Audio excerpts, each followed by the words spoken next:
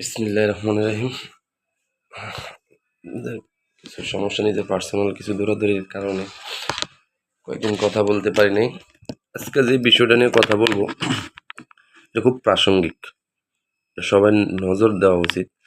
আজকে দেখেন জামায়াত বলছিল ইয়াতে সিগনেচার করবে না, জাতীয় সনদ জুলাই সনদে সিগনেচার করবে না পিআর না হলে, তারপরও তারা সিগনেচার করেছে।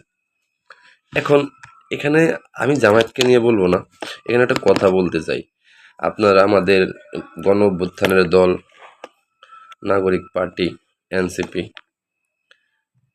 এনসিপির একটা কেমন যেন অভ্যাস, এটা হইলো ওই যে এলাকায় কিছু মহিলা থাকে না, যার সাথে না মিলে তার বিরুদ্ধে লেগে পড়ে, যে তার সাথে না মিলে, তার সাথে কথাই মিললো না, তার সাথে লেগে পড়ে, তার বিরুদ্ধে গীবত গাওয়া শুরু করে, বদনাম করা শুরু করে। এরা এই টাইপেরই কি। আমি আসলে ওদেরকে এখন মনে হয় যে ওরা রাজনৈতিক দল না, এটা আমি আল্লাহ না করুক, আমি চাই না। আমি চাই যে এনসিপি একটা রাজনৈতিক দল হিসাবে থাকুক, কিন্তু আমার কেন জানি মনে হয় এই দলটা বেশি দিন টিকবে না। এর মধ্যে রাজনৈতিক কোনো কিছু দেখি না। কখনো বিএনপির বিরুদ্ধে বলতেছে, তাদের সাথে তাদের কথার সাথে না মিললে বিএনপির বিরুদ্ধে, বিএনপির যাচ্ছে তাইভাবে গালাগালি করবো, যাচ্ছে তাইভাবে। তাদের সর্বোচ্চ নেতা নাহিদ স্ট্যাটাস মেরে দিব ফেসবুকে, একটা সার্জিস হাসনাত সবাই স্ট্যাটাস মেরে দিব।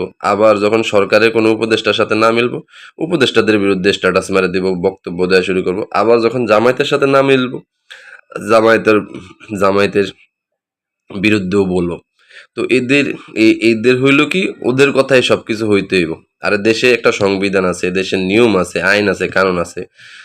তাদের ওগুলো দাঁড় না, তাদের কথা মতো তারা দেশটা তাদের মালিকানা। যেরকম শেখ হাসিনা বলতো আমার বাপের দেশ, আমার বাপের দেশ, দেশ আমার বাপ স্বাধীন করছে, ওইরকম এনসিপিরও একই রকম অবস্থা। ওদের বাপের দেশ হয়ে গেছে গা, সব ওদের কথাই হইতে হইব।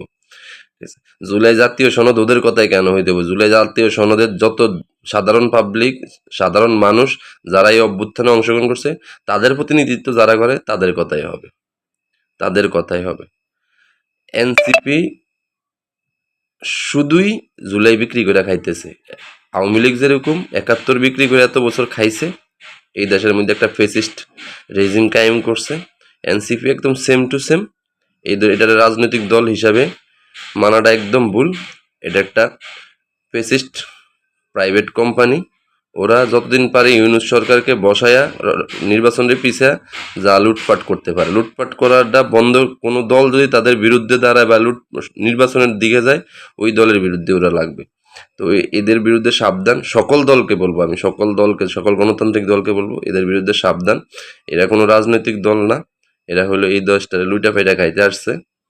15 দিনের আন্দোলন, 16 দিনের আন্দোলন। ওরা আসলে অ্যাকচুয়ালি কি বলবো, আমরা যখন আন্দোলন শুরু করছি তখন আমরা জানিও না যে এটার মধ্যে সমন্বয়ক আছে বা কোনো কিছু আছে। সমন্বয়ক জানতে পারছি যখন টিভিতে দেখছি যে সমন্বয়ক করে গ্রেপ্তার করছে, কি জানি কয় ইয়াতে, ডিবি অফিসে নিছে, ডিবি হারুনের কাছে নিছে। তারপরে জানতে পারছি যে সমন্বয়ক আছে। আন্দোলন হইতেছে, আন্দোলন করছে, ঠিক আছে, আন্দোলনে অংশগ্রহণ করছে, এই যে সমন্বয়ক কিছুই দেখিনি।